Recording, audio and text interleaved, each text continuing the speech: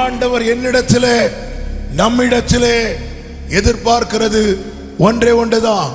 ரொம்ப பிஸியான சர்ச் எபேசு சபை, ரொம்ப பிஸியான சர்ச், குவாலிட்டியான சர்ச். அதனாலதான் சர்ச்சஸ் பத்தி பேசும்போது எபேசுவை ஃபர்ஸ்ட் வச்சு பேசுறார்.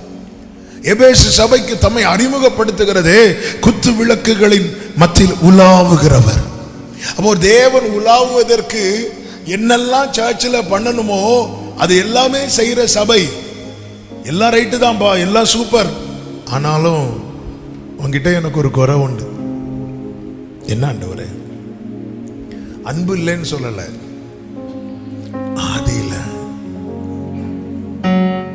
ஆதியில உன் கண்ணுக்கு என்ன மட்டும் தான் தெரியும். போக போக போக உன் அன்பு சாதாரண அன்பாயிட்டு.